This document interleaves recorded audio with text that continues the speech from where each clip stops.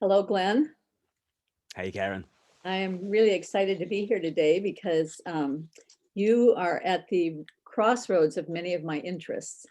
And for those who don't know, Glen Scrivener is an author and a YouTuber and a poet. And I would say also a film producer, maybe. Sure. Yeah, Yeah. at least your animations that you do for Christmas every year are quite hmm fantastic.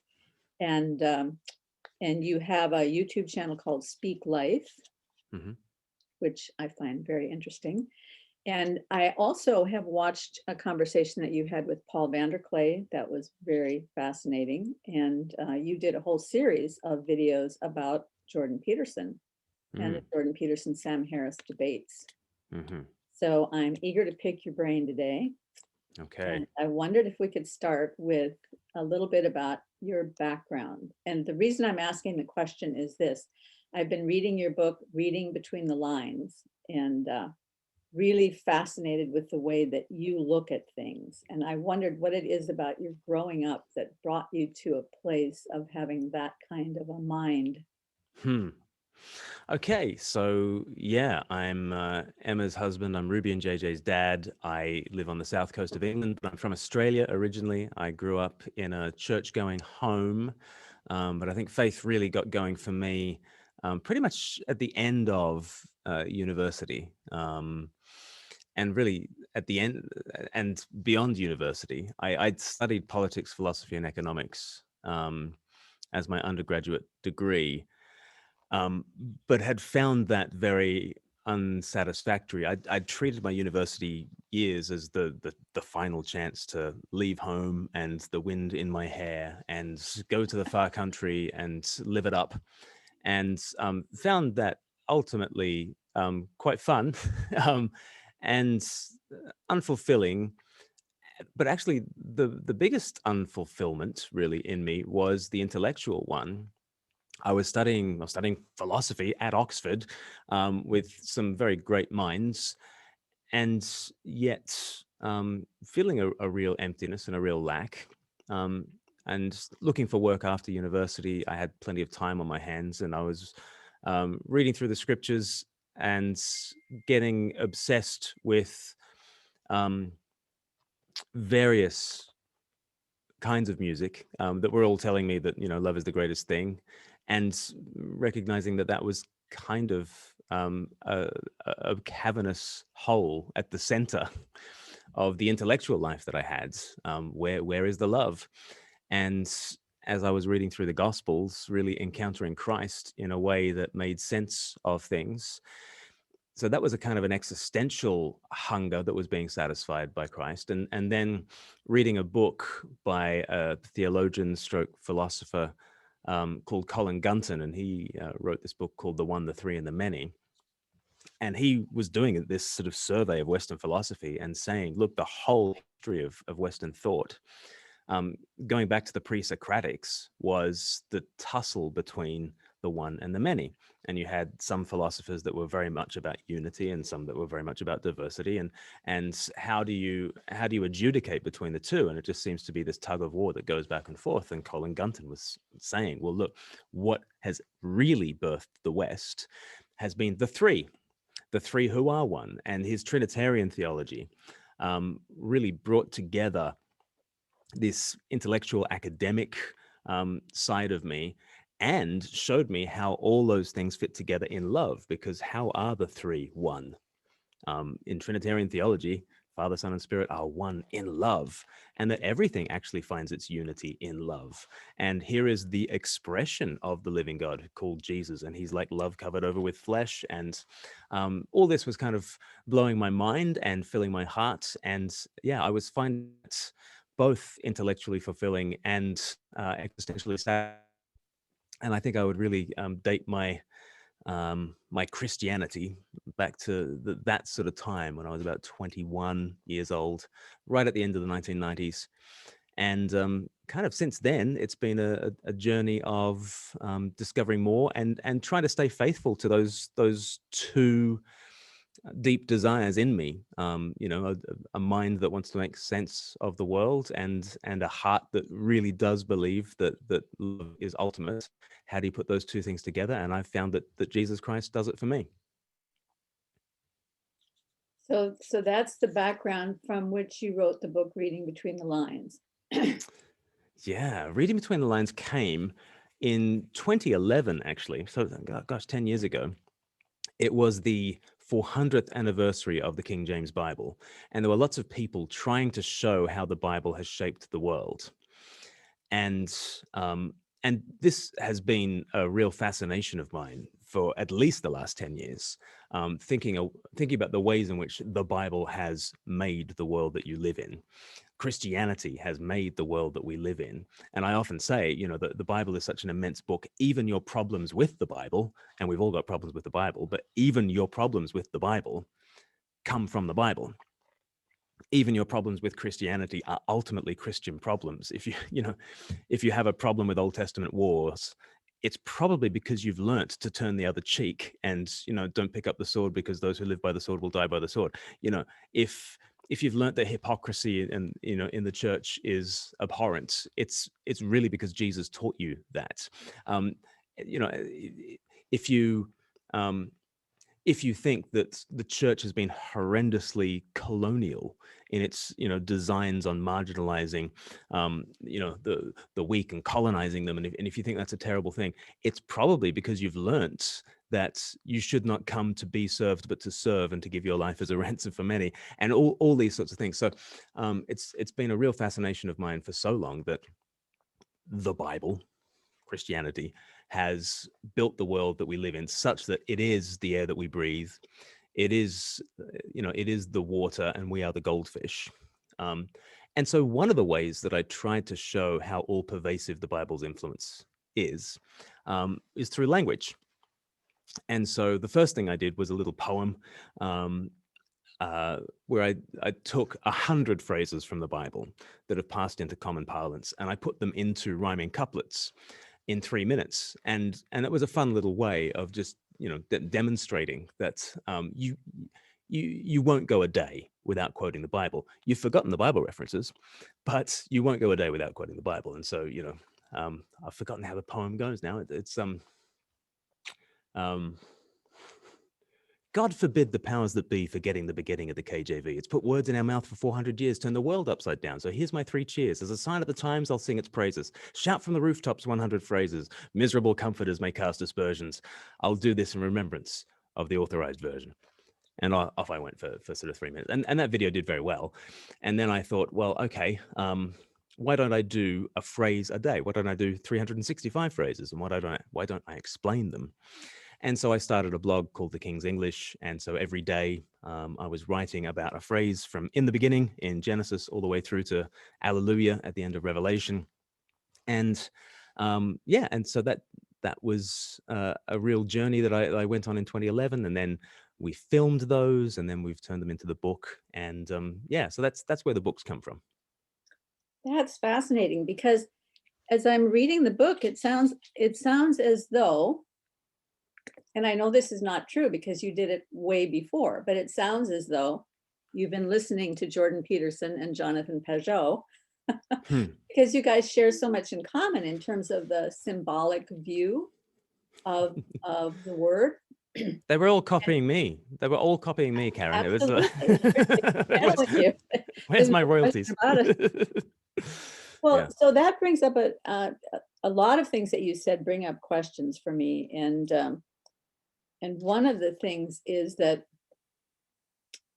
and I do want to get around to how you got interested in Jordan Peterson, but before I get there, I want to bring up this other question, because this is one that plagues me a lot. And this is the viewpoint of so many young people today that I run into, who have this idea of,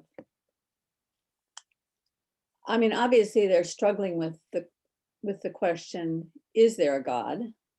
Maybe they're struggling with it. Maybe they've gotten to the point where they're like, why should I care? What's the point? But if they are struggling with the idea, is there a God? And then if they conclude by looking around at the world, and even maybe looking around at all the science they've learned, Yeah, there's some questions here that we just, and not just questions that we can't answer, but there are some things that we can see here that make it pretty obvious there is a God, but he must be evil because, he knew that we would sin because he knows everything and we sinned, and so we have to suffer the consequences, and we have to suffer until we die. And that's what life is. And why should I think that such a God is good? Mm, So what do you say to people who have that mindset? mm. Um, Have you run into that mindset? oh, sure.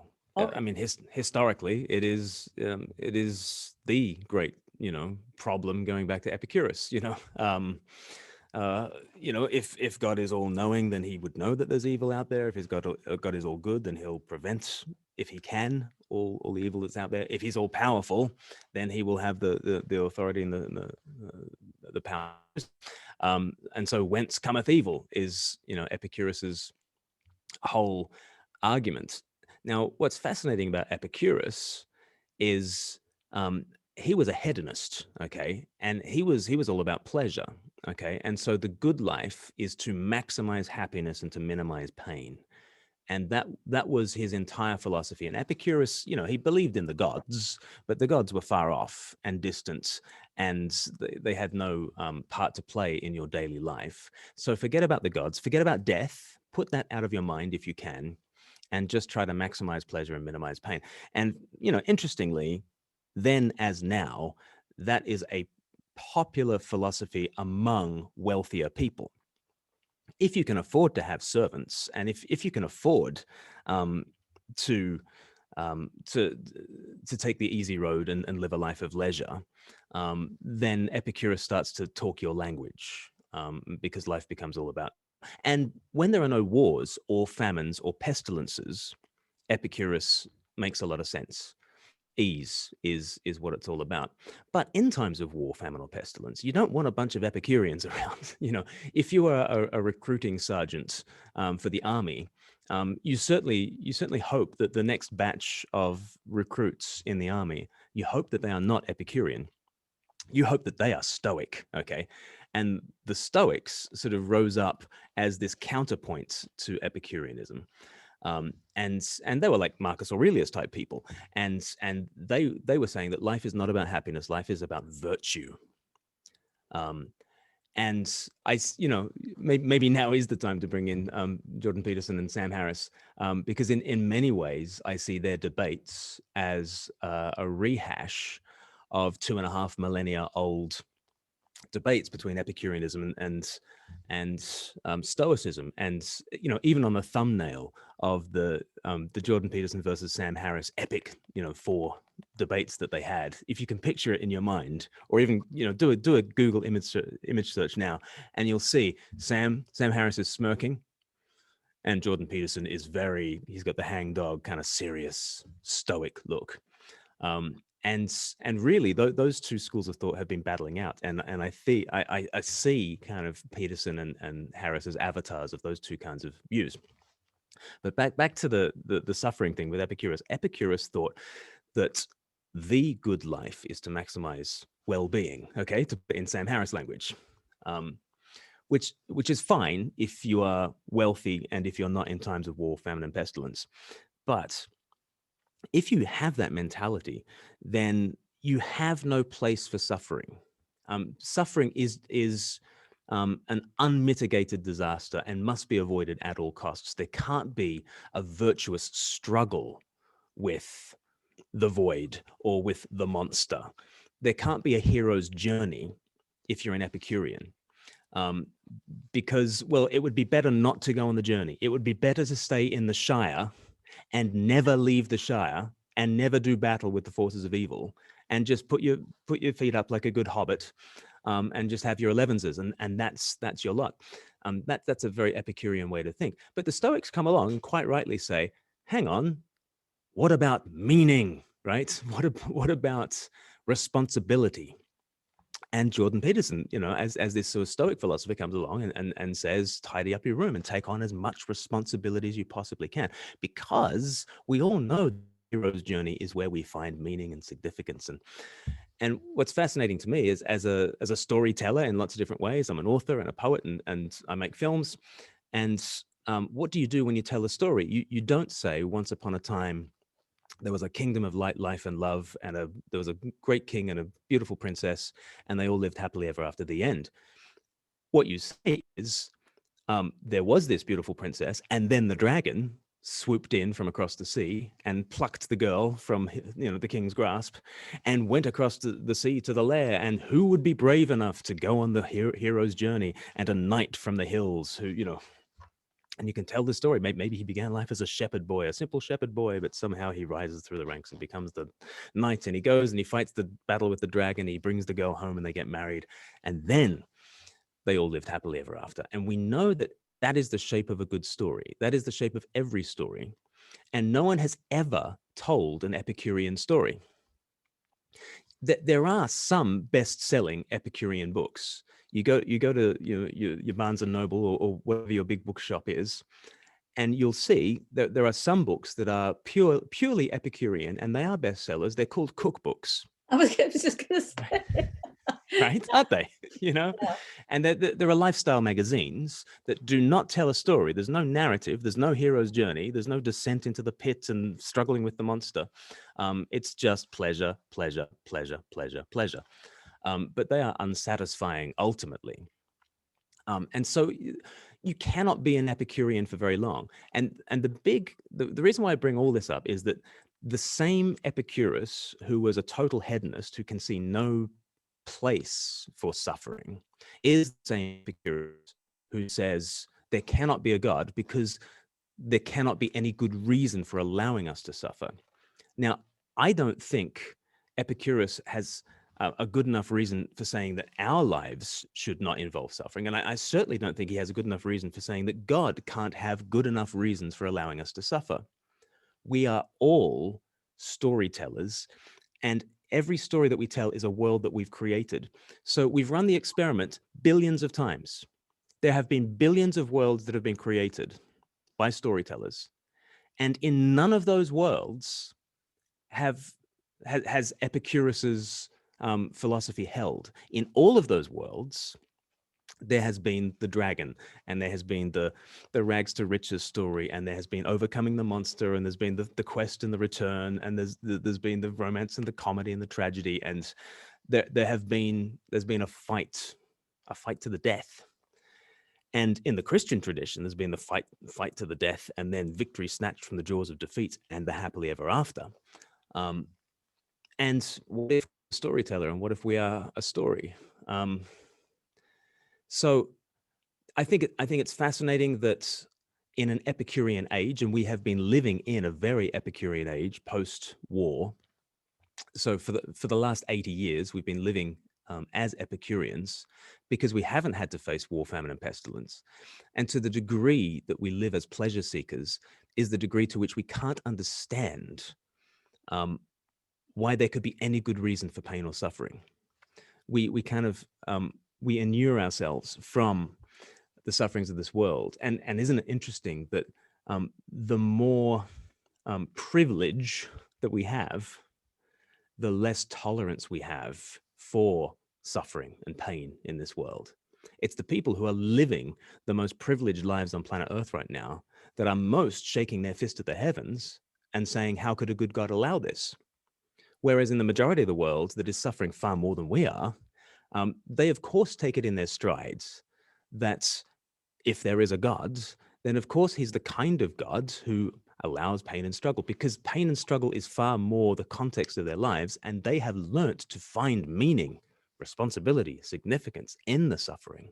And so they find it far less of a stretch to believe that God might have good reasons for allowing such suffering. We've had it so easy that we can't imagine that God would possibly have good reasons to allow for suffering. So I think those are some of the areas that I'd start to press into with that question. Well, it's very interesting that you framed it that way.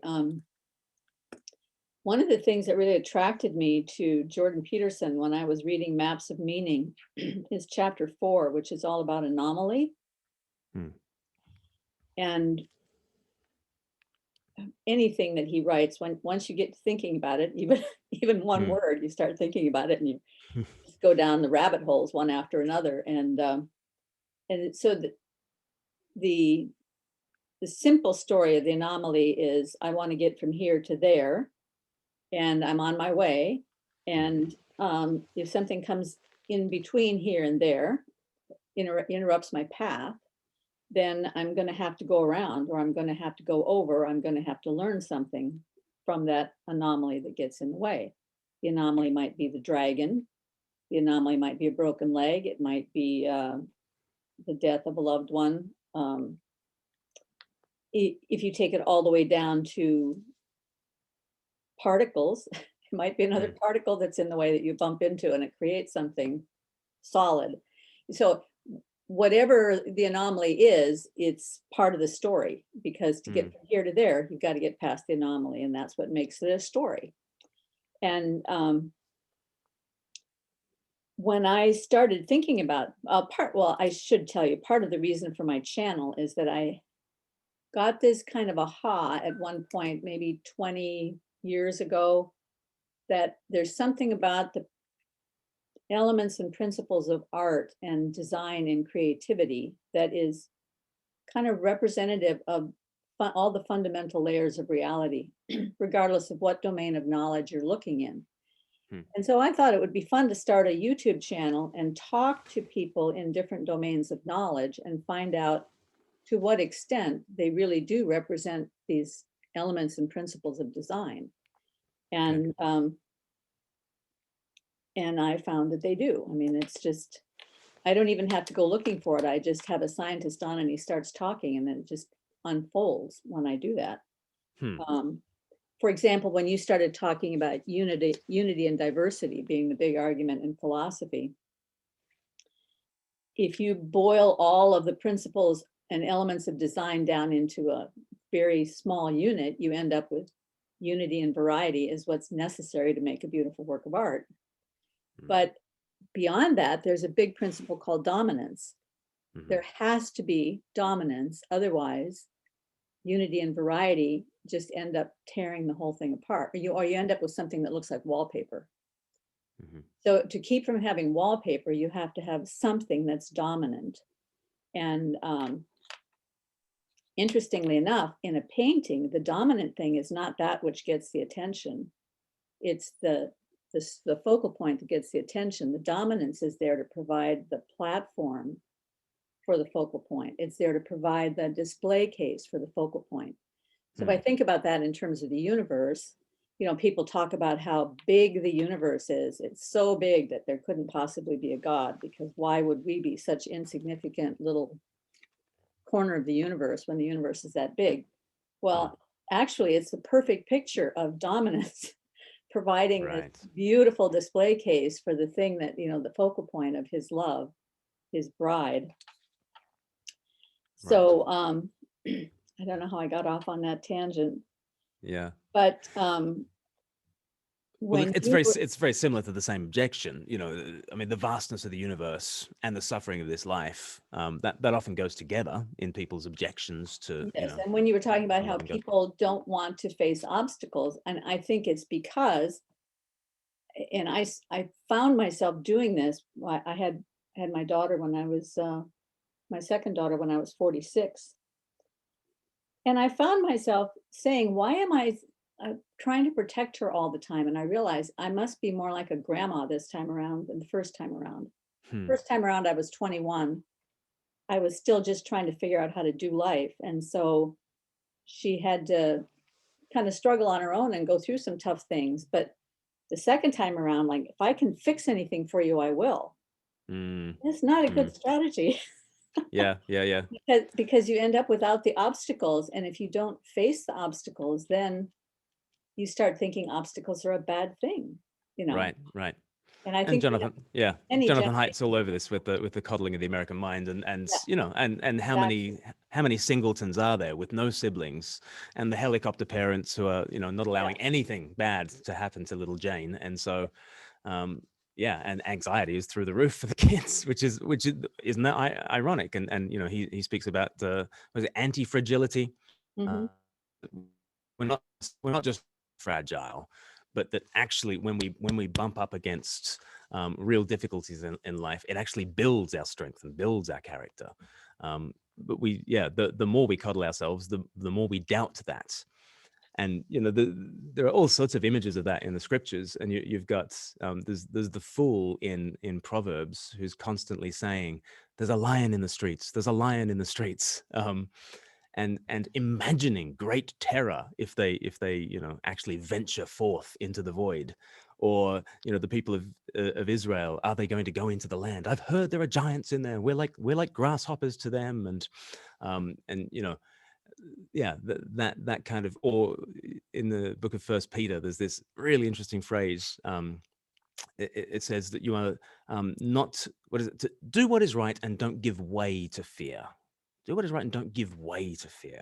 And it's just this very, Jordan Peterson's spoken about this with the sort of the children's story about the dragon, and the dragon just gets bigger, and the more you ignore the dragon, the more the dragon takes up the space in your life, and the more you don't face fear, you give way to it, and the fears become bigger, and the fears become bigger.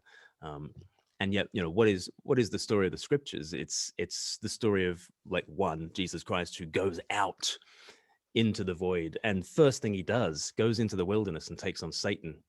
And you're like, oh, okay, this is different. This is the hero's journey.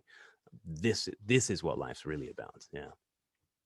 Well, what would you say is the first fear that is illustrated in the Bible? I was looking at Genesis chapter 3 with some of the guys who work here. So I've got a ministry called Speak Life, and people come as interns, and they come for 10 months here to the south coast of England. And I was doing some teaching on Genesis 3. And of course, the primal fear of Adam and Eve is actually they are naked and ashamed. And so they are afraid and they hide. And first they hide in these portable hiding places called clothes, and then they hide in the trees, and both those things are utterly ridiculous, because fig leaves are a terrible covering. When you think about it for more than 30 seconds, you're just like, what are they doing? I hope they have a very good moisturizer. What how is this going to help them? And then they play hide and seek with the God of the universe, which that's not going to end well. But and then the Lord says, "Where are you, Adam?" Which is fascinating to bring it back to the question of, where is God in all the suffering? The first question God asks is, "And where are you? Where are you, Adam?" And where is Adam? He is hiding because he's afraid, and he's afraid to be seen, and to be seen as lacking. He's afraid of the shame of eyes that look at him and see him as inadequate, or in this context disobedient. But yeah, it is the fear of being seen. I think Larry Crabb's a psychologist who says real change happens when you look bad in the presence of love. And the reason why looking bad in the presence of love, taking off the fig leaves and being loved in all your shame, the reason why that's so healing is because we spend our entire lives doing exactly the opposite. We want to look good in the presence of judgment. And that's our lives. We pursue looking good in the presence of judgment. And that just leads to more and more fig leaves, more and more masks, more and more hiding, more and more coddling, more and more retreating from the adventures that we're being called to. And the Do you whole, think yeah, maybe go it on. goes back a little bit earlier than that, though? Go on. What do you think? Well, I'm thinking when the serpent says to Eve, did God say, Hmm. is there a kind of fear in Eve, maybe he's not good? There's certainly a suspicion, isn't there? Yeah. Yeah. I often, when I'm teaching through Genesis 3, I talk about a whole bunch of S's, and it starts with, suspicion. Yeah, suspicion that God is a miser who, and let's put this in more Petersonian language, that that being itself is against you, or that being itself is holding out on you, that you are lost in a world in which you will never have enough. And yeah, and so Eve, does Eve trust that God is a fountain of life, or does she think that God is sort of doling out his blessings with a teaspoon and a scowl? And that's where it begins. Because she thinks of God as a miser, then the suspicion leads to selfishness, the taking of the fruit, and the selfishness leads to slavery. It's fascinating that, you know, the serpent says, when you eat of the fruit, your eyes will be opened and you will know good and evil. And it's fascinating, when they eat from the fruit, their eyes are opened, and what do they see? They see that they're naked. So it's a fascinating picture of what life is like. You know, if God can't be trusted, I've got to go after life on my own terms, grasp at things. And I think that when I get that thing, it will be life. And then when even if I get that thing, all I see is how much I lack. You know, her eyes were open and she saw that she was naked. So, and then that leads you to grasp after the next thing and the next thing and the next thing. It's a slavery.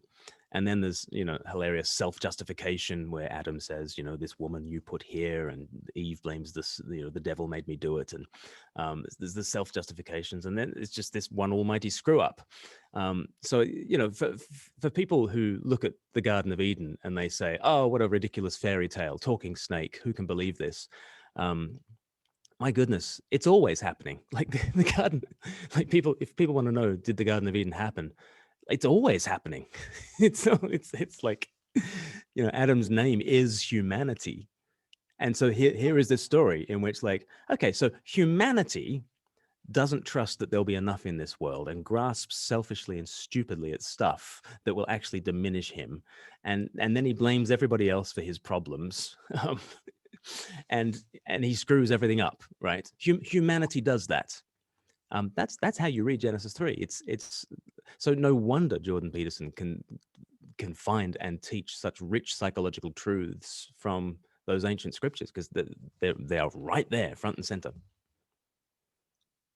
Yeah, and if we think about it in terms of, I noticed that you, like, a fifth of your book is based on the stories in Genesis. Is that right? So Yeah. obviously, that's very important to you. And if you think about the big symbolic picture, well, let me just read a little portion, because I thought this was beautiful treatment of this. You're reflecting on the phrase bone of my bones on day 11. And you said, I say love story because all Bible history is in fact a romance, right from the first verse of the Bible. In Hebrew, the heavens are masculine, the earth is feminine. The stage is set for a love story. When we see the heavens and the earth, we're meant to say those two should really get together. Well, yes, they were made for each other. Heaven and earth are made so that there can be a profound union. We were made to be swept up into that union. And of course, as you read through the Bible and you get to the end of it, you see that all of us are the bride of Christ, and so there's also that larger picture of the union. But I'm trying to imagine what it would be like, even if I'm looking at it from the other standpoint, if I'm the bride and I run into a groom who trusts me so little that he automatically assumes that my every act is suspect, or that my every act is somehow lacking in grace and abundance and kindness, but instead I'm holding out on the other person. I try to imagine how that would feel emotionally. I mean, I have this ongoing discussion with people on my channel about whether or not God is capable of experiencing suffering. But the scripture does tell us that the Holy Spirit can be grieved, which says to me that there is some aspect, at least, of suffering. And it seems like it must have grieved the Lord when Eve said, she not only said, oh yes, he said that we're not to eat of the tree in the middle of the garden, but in the moment that we eat of it, the moment that we touch it, we shall die. Now, she went a step beyond, right? She exaggerated God's judginess and his unkindness towards her. Yeah. And I think that must have been very grievous, but hurtful. Even. Yes. Yeah. Yes, yes, yeah, and it's often said that the first sin is not so much rule breaking as rule making, because she's actually the first person who tells a lie, because she's deceived and she wasn't there when the Lord first gave the prohibition, and so all of the rest of Scripture points its finger at Adam. It's his sin that is the egregious one. Eve was deceived. Adam actually fell. And he was there silent throughout it. But it is interesting that she says, we must not even touch of the fruit. And I think the Apostle Paul in the book of Colossians, chapter 2, he sort of summarizes that and says, all human religion is like that. Do not touch, do not touch, do not taste, do not handle. All these things have an appearance of wisdom. And the Apostle Paul is sort of railing against human religion. Human religion is like that. Human religion adds to the commands of God. And it might have been a really good idea to pick the fruit and throw it in the river or something. Like they add to that, and then the serpent latches onto the lie of Eve, and he then tells this flat out lie: "You will not surely die." And what I think we see in Genesis 3 is a dance between the serpent and humanity, and they are forging this alliance, and we're seeing it in front of us in Genesis 3.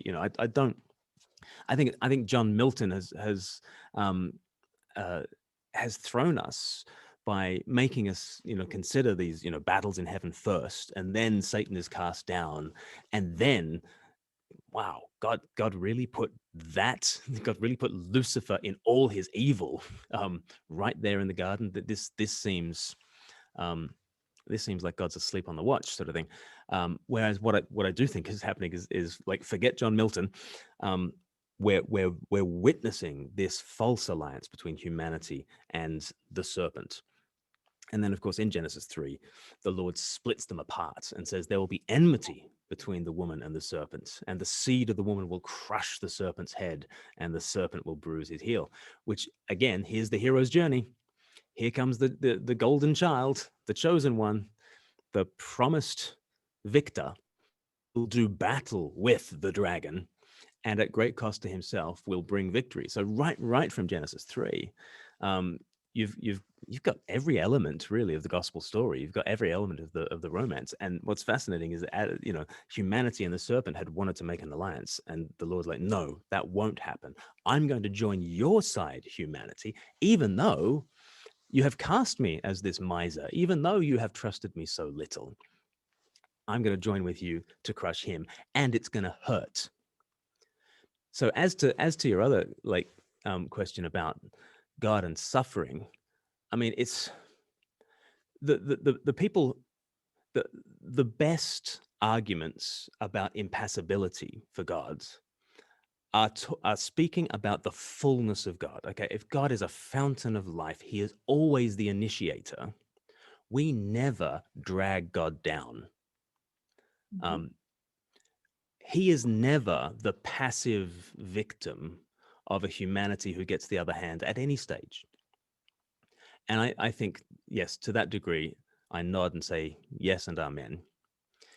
But then, what if out of the overflow of the fullness of a God who is a fountain, Mhm. might he not pour himself out?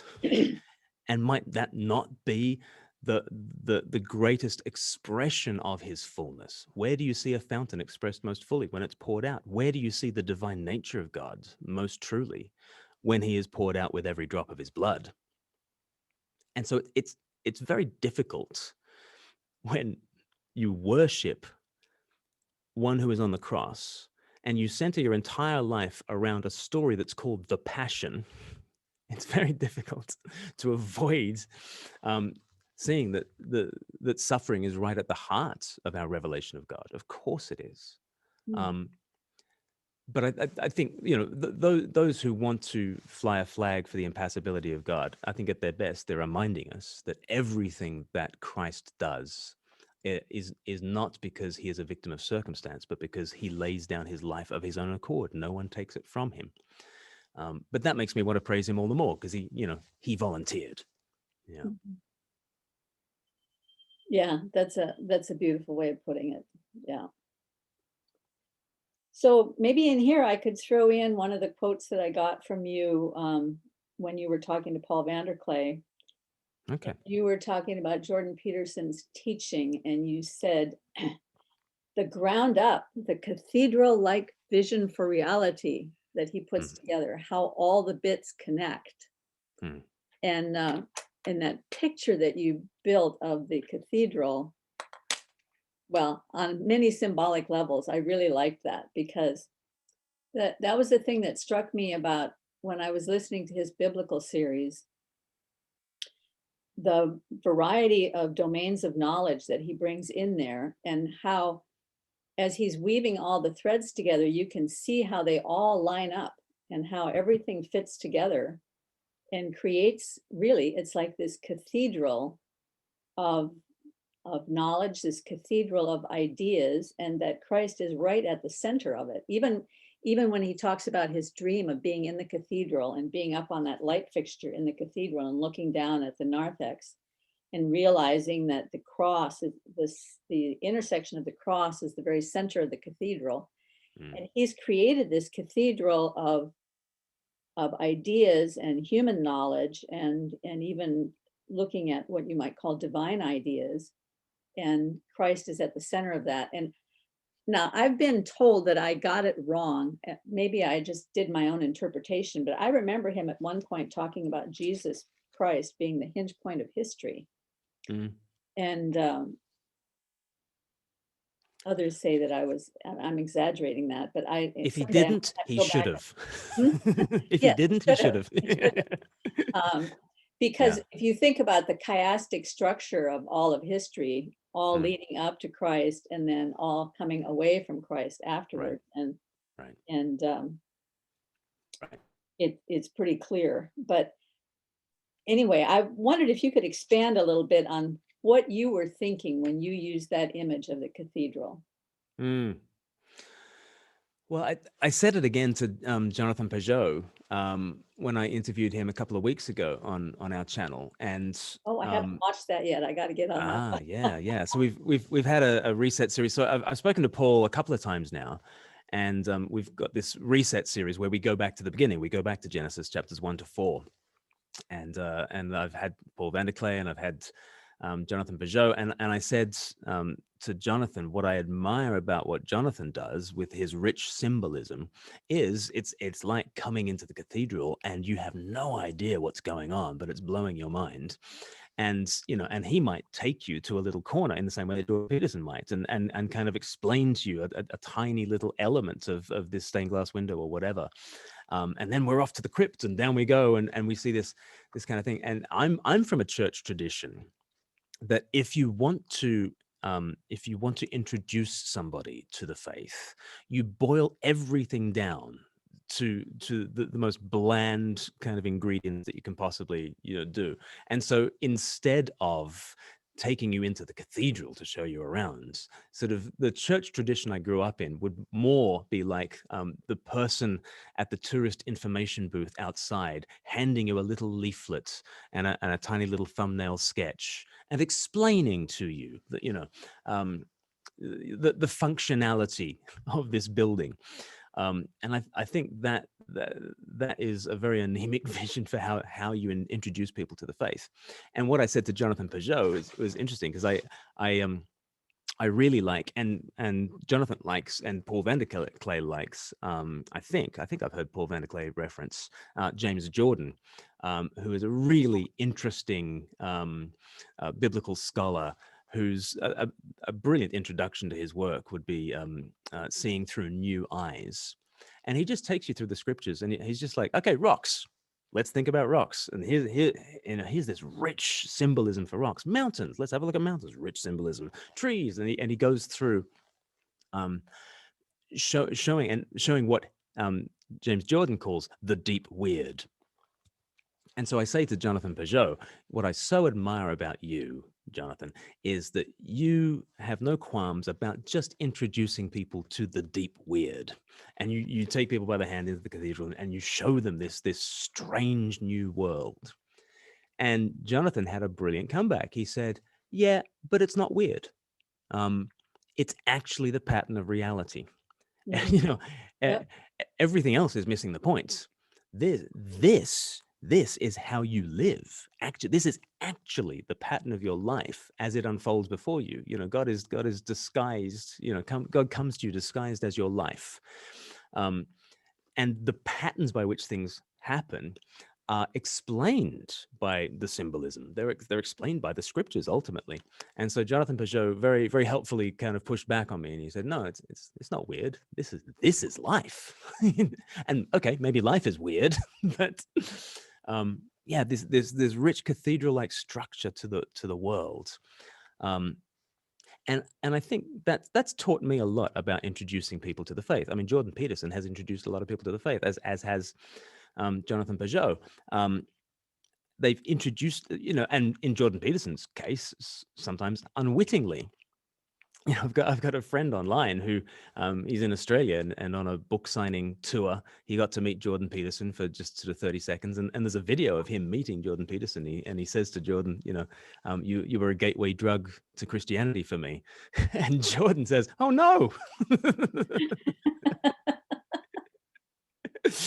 And then Jordan said, "And how's it working out for you?" He said, "It's been great." "Well, that's okay then." And then he signed the book. And like, so, Jordan at that stage wasn't 1,000% happy that he was a gateway drug to Christianity, but certainly Jordan has introduced people to biblical categories and lenses to look at the world through. And the way he's done it has not been by boiling everything down to a tiny little thumbnail sketch, but by introducing people to the richness of this view of reality, and in helping you to know how to live. And again, the tradition that I'm from, um, we think that the Bible has been given just to super spiritual Christians in order to supercharge our Christian discipleship, and to fine tune this specialist activity called being a Christian. And that's the only reason why the Bible's been given. And if you are really a super spiritual person, you might want to fine tune your Christian discipleship by reading the Bible. And Jordan Peterson just like rips the book out of our hands and opens it up and says, "This is about life. This is about how to live." And people are eating out of the palm of his hands. And so Christian communicators like me look on and go, "He's right."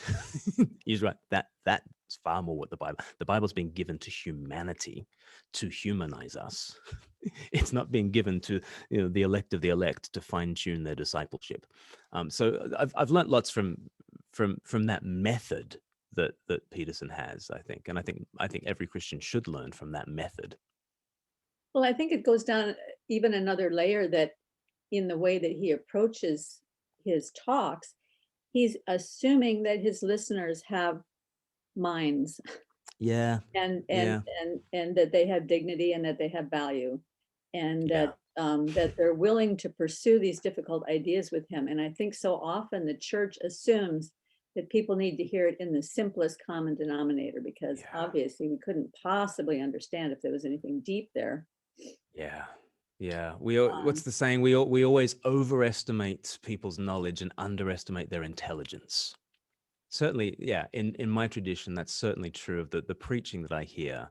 Completely overestimates people's knowledge, and just sort of wanders off and talks about shibboleth and talks about this passage in Judges 13 as though everybody knows what it is, but totally underestimates people's intelligence. And I think Peterson does the exact opposite. He doesn't expect people to understand these concepts yet.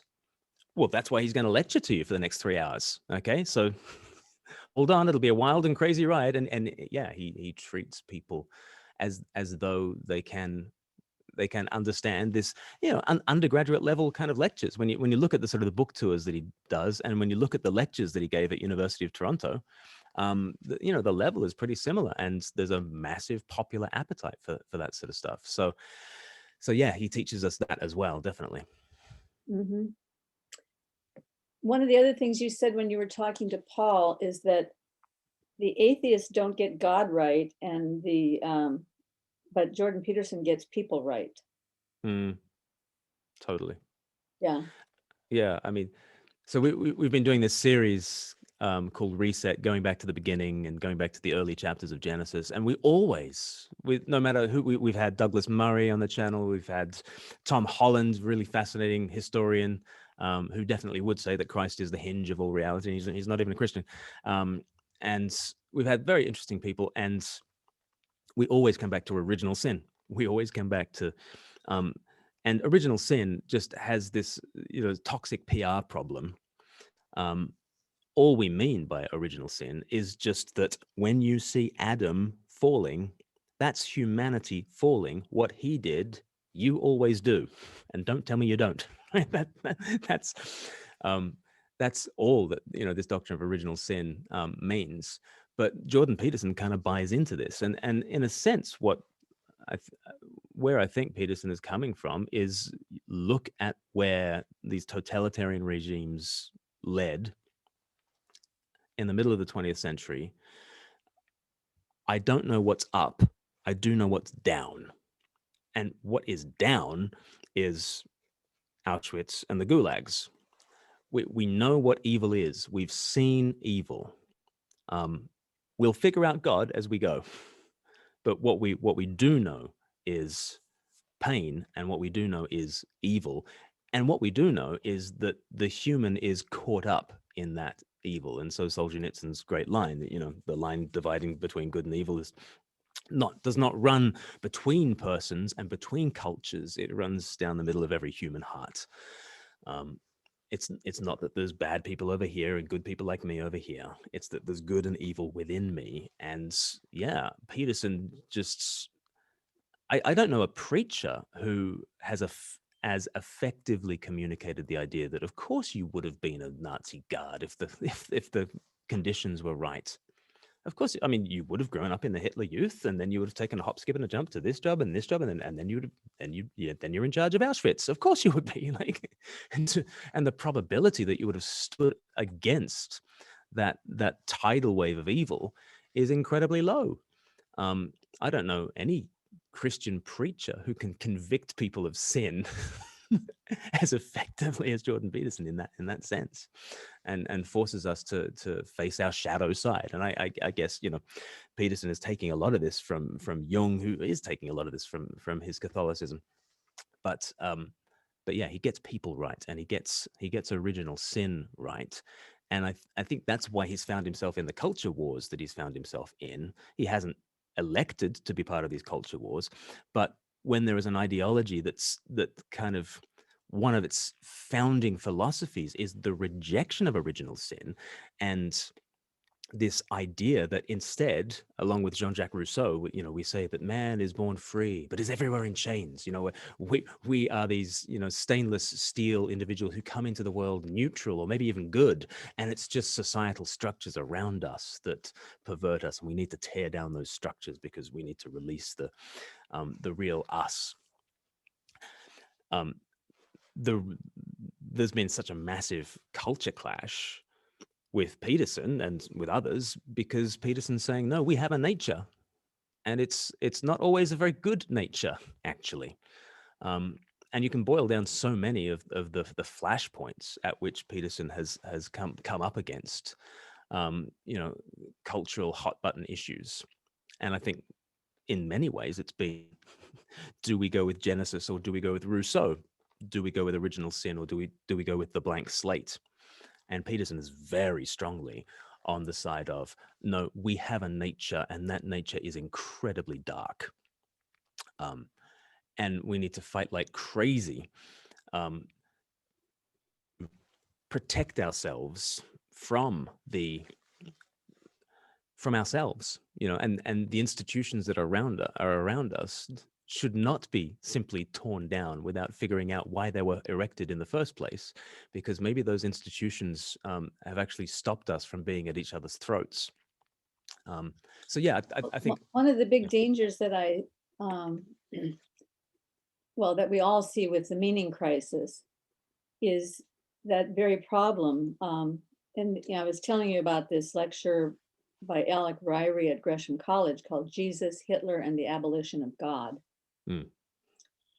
And one of the points that he makes is that post-World War II, as the world is grappling with the abolition of God, God is dead, and so we no longer have anything at the top of the hierarchy. Mm. The way we fixed it was by putting something at the bottom of the other pole, and that is Hitler, Yes. Nazism. Yes. We all agree that's evil, and so we're going to build our entire moral structure on being against that evil. Yeah. Rather than being for something, rather than having any sort of positive structure, everything else is permitted, but not that. And what Right. that allows us to do is to say, well, I'm not so bad. I'm not Hitler. Mm. And therefore, I can draw the line between evil and myself, and the line is over there. Anybody who Right. lines up with Hitler is bad, and I'm over here on the other side, Mm. which protects everybody. But Yeah. Yeah. I thought that was a very interesting analysis. And it's so easy when you can put something in a box, then you can interact with it without having to deal with all the messy complexities of it. Just Mm. You're right. deal with the knobs on the box, and now everything is easy. Yeah. Yeah. Yeah, call someone a Nazi you're done. And that's why we have Godwin's law. The the probability of someone being likened to Hitler in any internet thread, approaches one. The longer the conversation goes on, or it's often called the reductio ad Hitlerum. That's so yeah, somebody gets reduced to Hitler at some point in a debate. And Alec Ryrie says, the foundational, towering moral figure of the last 20 centuries up until 1939 was Jesus Christ. And since 1945, the towering moral authority has been Hitler.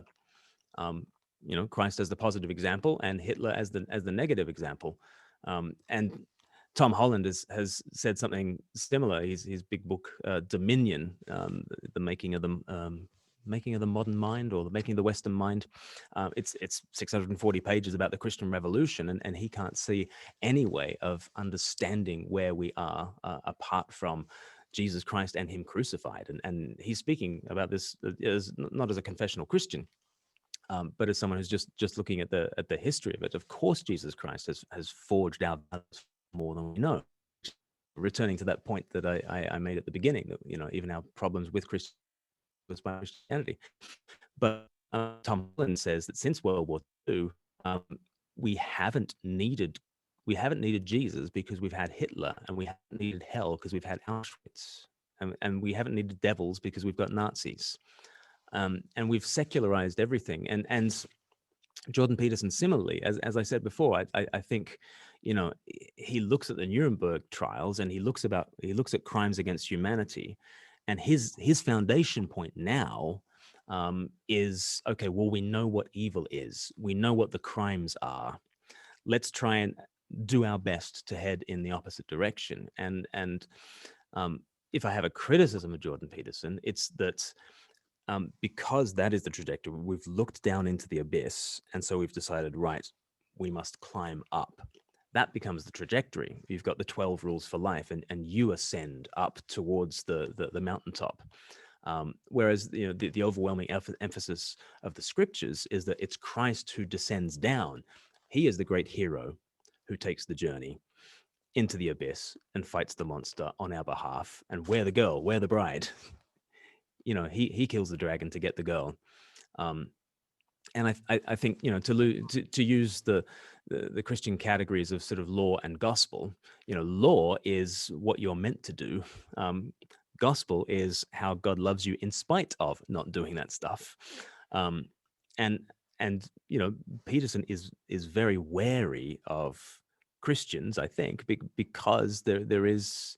He thinks that to buy into the Christian story too strongly will disincentivize the climbing yourself out of the pit and making it to the top. I'd love to have a conversation with him about that, because I don't think that's the case at all. But I think that's where the trajectory things happen. Alec Ryrie's putting his finger on it. Tom Holland's putting his finger on it. I think Jordan Peterson is an example of exactly that feature.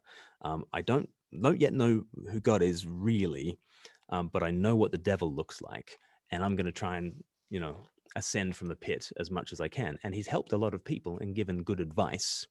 But Christianity is characterized primarily not as good advice, but as good news of the one who comes down. So I think that's where the conversations happen. Well, maybe I could offer something that's kind of in between as which I think would be a fun thing to talk about with him if one could ever get a chance to talk with him about it. Going back to Jordan Peterson's idea of anomaly. And maybe we can wrap up with just discussing this one idea. There is a book, I forget now who wrote it, but the subtitle of the book is Everyone Struggles. Inside every struggle is a gift. Leaders share their gifts. Now, it's a business book, but it seems to me that that's about as good a summary of maps of meaning as I've ever run across. Everyone struggles. We all suffer, but inside every experience of suffering, there is a treasure to be found if we are open, if we are making friends with the unknown rather than making friends with the known. And that once we gather that treasure, we take it back with us to the village and help revivify the old rigid order. So the leaders share their gifts. And I think there's something very fundamental there also about Christianity. Everyone sins, everyone, well, it's not good with that analogy, but we all suffer in our lives, and there's the treasures are hidden in the darkness. There's a lot of scriptures about that, how the Lord speaks to us, his treasures in the darkness, his secrets come to us when we're in pain. And we bring that out and we share that with the community, and that's part of the community aspect of our Christian walk, is being able to share with one another what we've learned during our times of suffering. But that's the part that most people are really afraid of, because it's hard to walk with another person through the valley of suffering, especially if you've been through suffering yourself, because then you can feel like, yeah, I've been there, done that. I just can't go through it again, even if it's just walking alongside somebody else. There's a lot of fear involved in that. Right. But it seems to me that comes in between those two ideas. Yeah. And so there's a passivity that Peterson rightly fears, that, okay, if salvation is a done deal, Jesus saved me, so now I can put my feet up and not worry about tidying my room or taking responsibility for my life or others. Whereas I think the story is more that Christ, having taken the hero's journey in order to save me out of my darkness, because I could have been a Nazi guard, and there's a heck of a lot of evil in me, and I can't just pull myself together. I do need to be saved. And I think Jordan does have this sense of that we needed to have been lifted up onto our own 2 feet in a cultural sense. He says, who put these lights on to be in this room and to exchange our ideas like this, and to have a civilization where we're all facing in the right direction and we all know what's going on. Like, where did all this come from? And he speaks about, the divine spark. Like, how did we ever get this idea that everybody has value, and that I need to treat you with this divine spark, and I need to see in myself that I need to treat myself with this same kind of value? And how do we get these ideas that have built our civilization? And in a sense, those are all faith commitments. Like for me to treat you with a divine spark, that is a faith commitment, on the basis of which I then strive for you and with you. And I think that's the conversation that needs to happen. It's not that Christ saves me so that I don't suffer. It's that Christ saves me, picks me up on my feet, and now with me says, now let's walk through the wilderness towards the promised land. And it is not beam me up, Scotty, teleport me out of this troubled world. It is, I've been picked up out of Egypt. I've been brought through the waters. And, the New Testament says that's like baptism. Picked up as a slave. You couldn't free yourself. You were freed. You were redeemed. You're washed. And now there's a journey. Now there's a wilderness, but you don't do it alone. And I think that's the Christian story, that we are saved utterly by grace, and then accompanied on our journey by Christ in order to live out his life of suffering love, of sacrificial love, of self-giving service. And off we go. So Christ does not save us out of suffering. In fact, he, if we go his way, will encounter ever more suffering, because we will, with him and in him and like him, pour ourselves out and sacrifice ourselves for the other. So it is not a call to be saved, is not to be safe, right? To be saved is to be set on your feet by the lover of your soul, who has gone to hell and back for you. And now, by his Spirit, he walks with you that you might pour yourself out. He poured himself into you. And now the good life is to pour yourself out for others. And that's not the cost of salvation, that's the shape of your salvation. And away you go. And I think if that kind of description of Christian salvation could be communicated to Jordan Peterson, I think he'd have a much more positive view of Christianity. And if I could put it into Jordan Peterson's phraseology, when he talks about being at the bottom of the mountain and looking up to the highest good of which you can conceive, and then picking up your cross and carrying it up the mountain so that you can get to the top, maybe it is, you look up at the highest good of which you can conceive, and you recognize that in yourself, there you have no resource to get there. Right. So you put on the yoke with Christ, and together you carry the cross up the mountain, right? Yeah. Because I love his framework of gratitude and humility as being kind of the data compression of everything. It's such a simple framework for walking through your day. Yes. But you have to have the realization that your humility comes from knowing what's at the other end of the scale is Jesus Christ. And that's why my humility is there. And the gratitude comes from knowing that the gratitude is to him. And I think he kind of, for him, the gratitude comes to all those who have come before and who have provided the lights and the water and the superstructure of our world to us, and just doesn't go quite far enough up. Yeah. Well, I would love to see a conversation between Jordan Peterson and Tom Holland, because I think he's come to a stage where he's seen Western civilization as entirely the work of Christian civilization. And when Peterson was having a debate with Susan Blackmore on the Unbelievable program, she asked him, "Do you believe in any of the miracles of Jesus?" And he said, "Separation of church and state. Give to Caesar what is Caesar's, give to God what is God." There's a miracle. And at that stage, I think there's a bit of crossover with Tom Holland, who would say, "Yeah, absolutely. We don't get the modern world without Jesus Christ and the revolution that he has birthed." And therefore, Western civilization, I'm often saying this to people, if they say, "I could never take a leap of faith to believe in Jesus," I'm like, if you believe human rights, equality, if you believe in that you should sacrifice yourself for the weak, if you believe in the hero's journey, if you believe all these sorts of things, you have already taken the most almighty leap of faith. You are mid-air. You need some ground beneath your feet. May I suggest Jesus?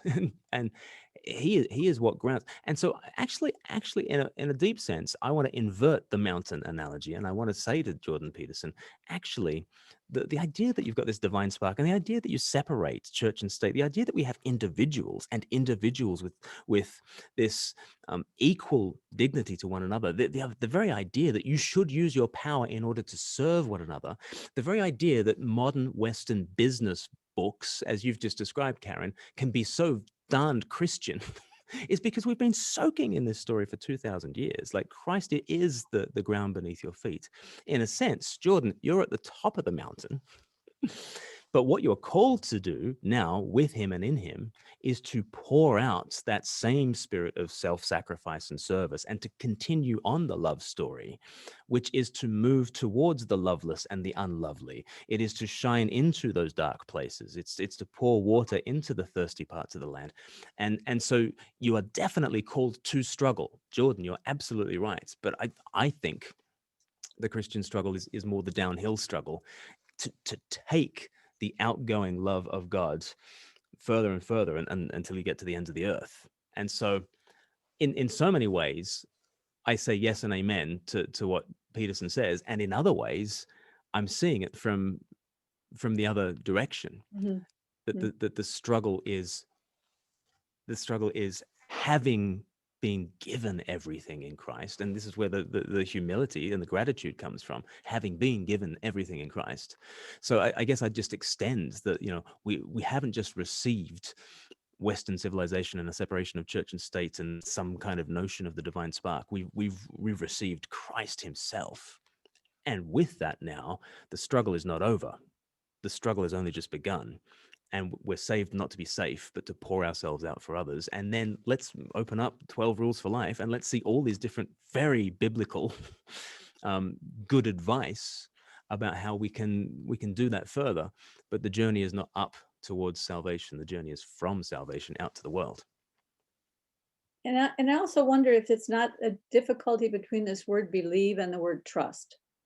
Hmm. Because they're always saying, oh, how can I believe in, Jordan always says, how can I believe in God? But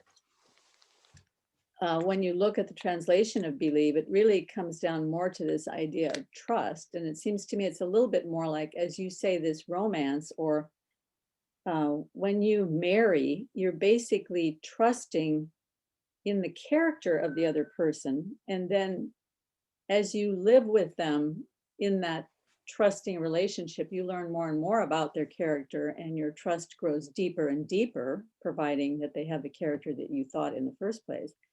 So it's not as though you believe in them in the sense of, oh, that they're perfect and everything is going to be lovely. So you don't have to have that kind of belief, but you do have to have the kind of trust in their character that says, I will put myself into your hands and we'll make something of this together. And then out of that trust, something deeper grows. And at least that's been my experience with Christ. I Yeah. certainly didn't know everything or hardly anything when I first trusted him. Yeah. But Yeah. as time has gone on, that has gotten deeper and more profound, and much more of a foundation on which to rest. That's lovely. That's lovely. I mean, I've got a long video on well, not long, but I've got a 45-minute video on my channel about Jordan Peterson saying, who dares say he believes in God? And I think it's fascinating that he was articulating that thought very close to when he started to have all the struggles that he's had in the last sort of 18 months. And I think he has conceived of belief as a thing that you do, and as a claim to perfection, because he sort of was saying that, who can, if you believed that the Almighty God was watching every single thing that you did, then of course you get your act together like that. Whereas that's not anyone's definition of belief, including and what I go on to say in the video is that he already has all sorts of things that he trusts, and he lives out on the basis of those trusts. Mhm. Things like the equal dignity of all people in the divine spark, and the taking responsibilities, and that meaning is, and the pain is real, and that meaning is the thing to pursue in life. He takes all that stuff on faith, and on that basis out he goes into the world. And all I would like to do is just to bring some more definition to those beliefs, and to show their foundations, because they don't come from nowhere. They come from Jesus. um there is not this vague religious spirituality any old religious figure, and we just happen to like Jesus because we're white people or something. Like, no, very, very concretely and specifically, it's Jesus uniquely and particularly and peculiarly who has built these very unique, particular, peculiar beliefs. And let's examine those. Let's see that they find their grounding and their foundation in the ultimate love story of Jesus, who did all this for you. Once you have that, that's what the faith is. And in a sense, it's not of a different character to the life of faith that Jordan kind of already lives. It's articulated and it's pointed to the one who makes sense of it all, to Jesus. But yeah, Jordan believes a whole bunch of stuff and lives on the basis of it. And I guess I would want to talk about, like, what is the ground beneath our feet? What is the foundation for those beliefs? And I think it can only be Jesus. Yeah, and ultimately that he is good. Yeah. Yeah. Yeah. It's got to be the bedrock. Right. Yes. Yes. Which again overturns the lie that Eve thought that God was holding out on us. Mhm. And the lie in Second Thessalonians is just such a lie. Yeah, God is not good. We need to grasp at life on our own terms. And Christ completely overturns that, because if we think of him as a miser doling out his blessings with a teaspoon and a scowl, here comes the fountain of life poured out with every drop of his blood. Do you trust him now? Yeah, that's how the suspicion gets overturned by faith.